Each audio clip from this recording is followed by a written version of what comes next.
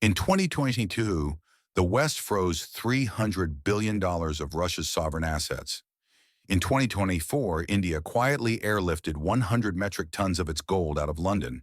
And just last month, in October of 2025, after the U.S. government seized $15 billion in Bitcoin from its nation's largest conglomerate, the government of Cambodia reportedly began moving 10 tons of its national gold reserves to a vault in China. Now, this sounds like a geopolitical chess game. It sounds like something you'd see on the nightly news that feels a million miles away. It's the business of presidents and prime ministers and central bank governors. But what if it's not? What if I told you this isn't a geopolitical story? What if I told you this is a fire alarm, a final warning signal for your bank account, for your 401k, for your pension? What if I told you that these governments, these powerful sovereign nations, are all running from the exact same threat, a threat that is aimed directly at your retirement savings? These nations are not fleeing politics. They are fleeing a single fatal financial risk. It's a $2 term for a multi-trillion-dollar problem. It's called counterparty risk, and the lesson these nations are desperately trying to teach us might be the only thing that protects your life savings from the next inevitable financial crisis. Translating the fear. What is counterparty risk? I want you to forget Russia and Cambodia for a moment. I want you to think about your money. The money you worked 40, 50 years to save. The money you are counting on for your retirement. Where is it right now? Most of us would say, it's in the bank, or it's in my 401k, or it's in my pension. Now let me ask you a very different question. Do you own it? You think you do, but you don't. When you deposit money in a bank, you do not own that money. The moment you hand it over, the legal definition of that money changes. It is no longer your property. You become an unsecured creditor to the bank. You have given the bank a loan, and in return, they have given you a promise to pay you back when you ask for it. Russia had $300 billion based on that exact same promise, a promise that was broken overnight by a political decision. What about your 401k? Those stocks, they are not in your name. Look at your statement. They are almost certainly held in street name. That means your brokerage firm is the legal owner. You are the beneficial owner. Again, your entire retirement is based on their promise to do the right thing. What about your pension? A pension is the definition of counterparty risk. It is an IOU. It is a promise from a former employer or a government that they will have the money to pay you 20 or 30 years from now. All of it. Your bank account, your retirement fund, your pension. It is all just a series of promises, a web of digital ones and zeros held by a third party, a counterparty, and counterparty risk is the risk that the person on the other side of that promise, the bank, the broker, the government, either cannot pay you or will not pay you. This is the fear that is shaking the foundation of the global financial system. We just saw it confirmed in October 2025. The U.S. government, in its case against the Prince Group, didn't just freeze a bank account. They seized $15 billion worth of Bitcoin, an asset that was supposed to be decentralized, an asset that was supposed to be outside the system. It proved that if a third party can be identified, if a government can access the on-ramps and off-ramps, nothing is truly safe. If a sovereign nation like Russia can have its savings evaporated, if a Bitcoin whale can have his digital vault emptied, what does that mean for you? It means our entire financial system is built on a foundation of trust. And the insiders, the smart money, are now showing us that this foundation is crumbling. The elite's confession: if you want to know what's really happening with the economy, you don't listen to the talking heads on television. You don't listen to the politicians. You don't even listen to what the Federal Reserve says. You watch what the Federal Reserve does. You watch the ultimate insiders, the central banks. These are the people who run the casino. They invent the rules, they print the chips, and for the last 50 years, they have been running the greatest contradiction in financial history. Here is what they tell you. They tell you, you must trust the US dollar. They tell you, your savings are safe in the bank. They tell you, inflation is transitory, or inflation is 2%, even as your grocery bill tells you it's 20%. They tell you that gold is a barbarous relic, a pet rock, an old useless metal that has no place in a modern portfolio. That is what they tell you. Now here is what they do for themselves. While telling you to stack paper dollars, they are buying physical gold, and not just a little.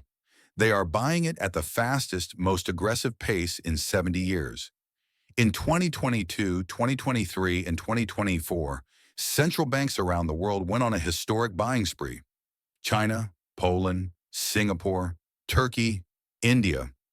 The list goes on and on. They are running, not walking, to convert their paper dollars into hard, physical, non-political money. Why? Why would they do this? Why would the very people who print the money, the people who benefit from the paper system, be desperately trading that paper in for a block of metal? The answer is terrifyingly simple.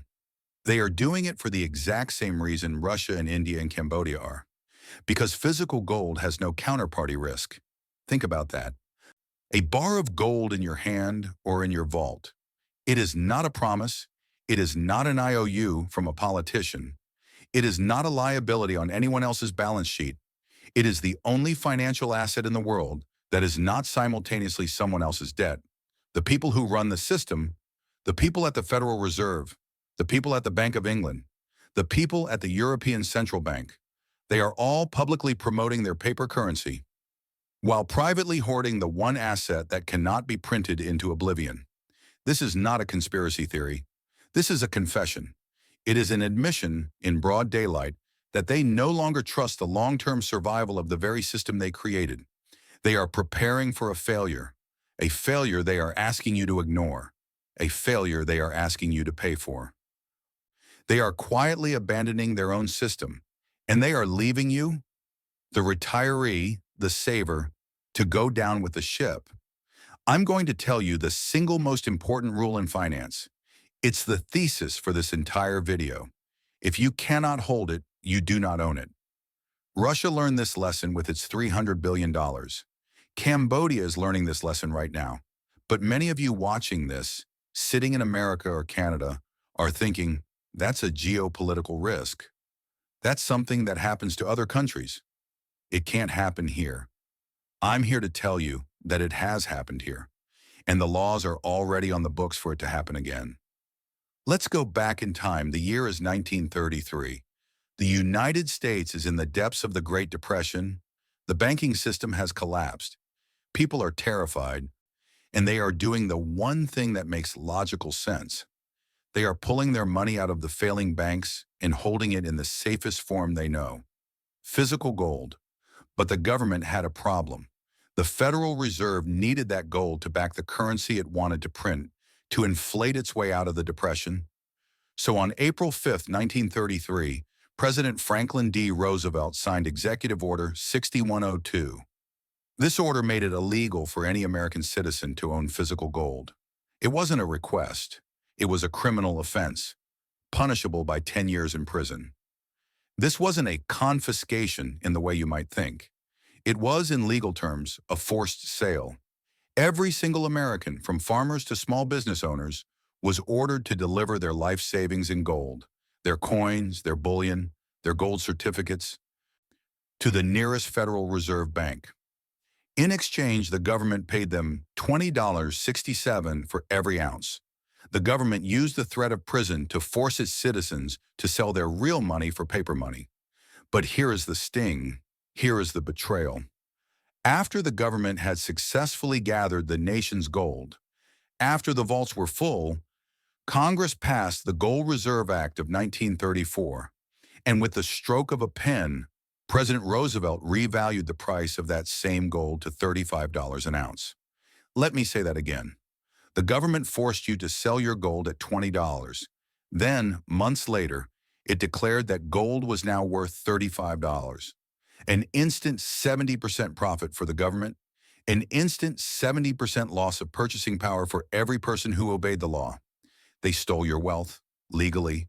So when you tell me, it can't happen here, I tell you, it did happen here. Your own government has already proven that in a crisis, the rules of private property can and will be suspended. But that was 1933, you say? That was a long time ago. They wouldn't dare do that today.